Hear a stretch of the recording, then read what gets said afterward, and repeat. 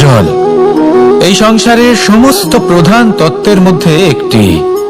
এই জল যে কোনো জ্বালা দূর করে, আগুনকে নিভিয়ে দেওয়ার ক্ষমতা রাখে, অবিরল অবিচল ভাবে প্রবাহিত হতে পারে, একে কেউ বাধা দিতে পারে না। এর পথে বাধা সৃষ্টি করলে নিজের পথ নিজেই খুঁজে নেবে বা সে নিজেই নিজের পথ বানিয়ে নেবে, কিন্তু কখনো থামবে না।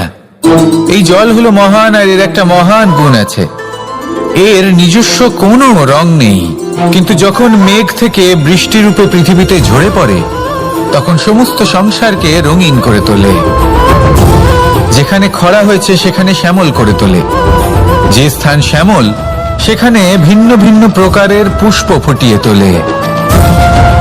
এই জল, এই জলের মতন আমাদের হতে হবে। ওর যেমন কোনো রং নেই, আমাদেরও যেন কোনো অহংকার না থাকে।